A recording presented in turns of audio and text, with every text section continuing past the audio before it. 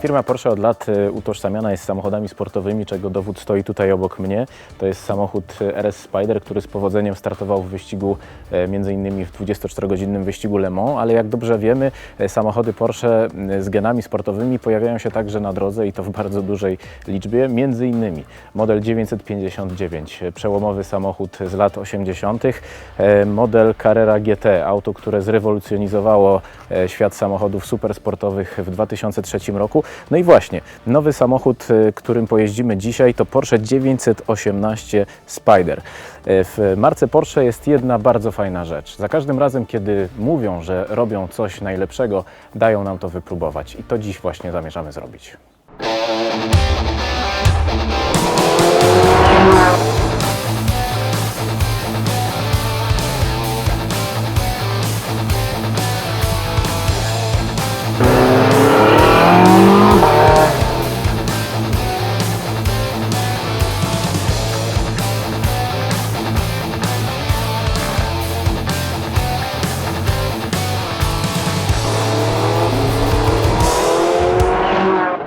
Auto za 4 miliony złotych. Wyobraźcie sobie, że w Polsce już 5 osób zdecydowało się na kupno tego samochodu, a produkcja została sprzedana dopiero w nieco ponad połowie. Auto obsługuje się tradycyjnym kluczykiem. Normalnie wkłada się go tutaj do stacyjki i przekręca, wzbudzając wszystkie systemy elektryczne, które są zamontowane w tym samochodzie. A jest tego sporo, za chwilę o tym wszystkim opowiem. I co? Zapalamy?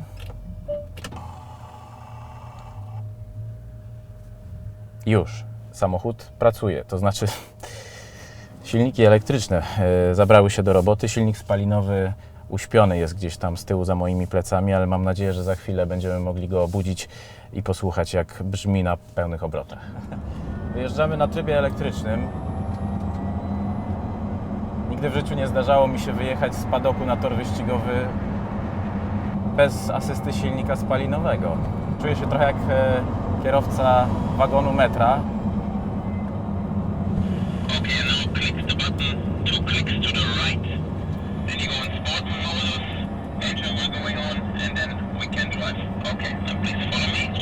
Przekręcamy teraz guzik wyboru o 2 stopnie na tryb sportowy.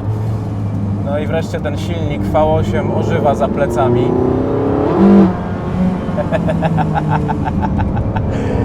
Tak, o to chodzi.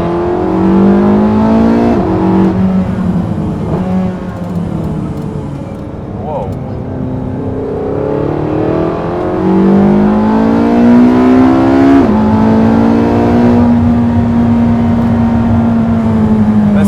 Bez trudu mogę nadążyć za 911 GT3 prowadzoną przez wyścigowego kierowcę Timo Kluk. Układ kierowniczy jest elektryczny, ale wcale tego nie czuć. Nie czuć tej sztuczności, którą znamy z innych samochodów z podobnym rozwiązaniem. Troszkę irytuje ten pedał hamulca, który jest taki lekko martwy. On nie jest tak naturalny, dlatego że cóż, w samochodzie, który ma silnik spalinowy i silniki elektryczne, trzeba generować siłę na pedale hamulca w sposób sztuczny. No i to troszkę czuć. Ale poza tym szybko. Powiem Wam tak, nie mogę zbyt wiele powiedzieć, bo jestem zajęty jazdą, ale to jest coś nieprawdopodobnego, to co się dzieje w tym samochodzie. Jeden silnik elektryczny z przodu, jeden silnik elektryczny z tyłu i silnik spalinowy V8 o mocy ponad 600 koni mechanicznych. W sumie cały ten zestaw produkuje prawie 900 koni mechanicznych, a widzę, jak Timo męczy się z przodu w tej 911 GT3, próbując nie wypaść z toru. No i zobaczcie, mamy go właściwie na wyciągnięcie ręki, a ja nie mam 6,5 tysiąca okrążeń na Nürburgringu zrobionych w samochodach Porsche, w przeciwieństwie do niego. Właściwie nie muszę zmieniać biegów łopatkami, dlatego że skrzynia PDK, ta 7-biegowa dwusprzęgłówka, sama wyręcza mnie w tej pracy. Zwłaszcza jeśli idzie o redukcję. No i zobaczcie, próbujemy dopaść 911. Mamy drogi!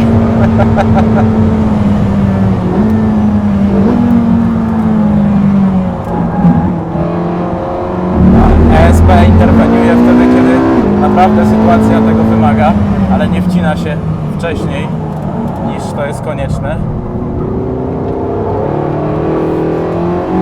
Tył leciutko nadrzucił w tej chwili.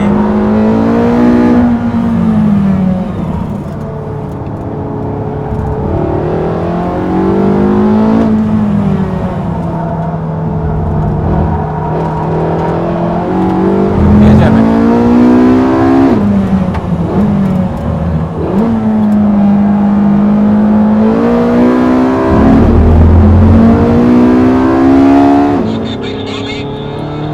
Wciskamy guzik czerwony, hot lap, czyli do szybkiego okrążenia. Jest jeszcze szybciej. Cała moc silników jest uwolniona. Boże, gdyby on nie jechał przede mną, nie miałbym odwagi pojechać tak szybko na tych zakrętach. Teraz silniki elektryczne działają jako specjalne dopalacze, próbując wykrzesać z tego tandemu jak największą moc. O matko. ESP czuć, że działa troszeczkę jeszcze później, pozwalając tyłowi bardziej się uślizgnąć. Niesamowite.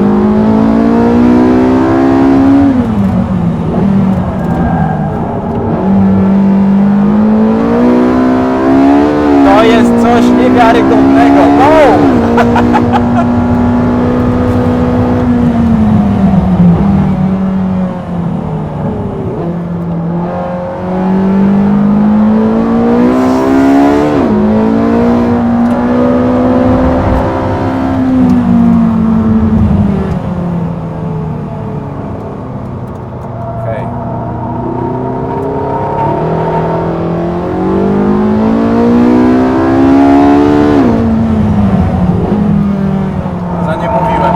Za nim mówiłem z wrażenia, ale emocje są niesamowite.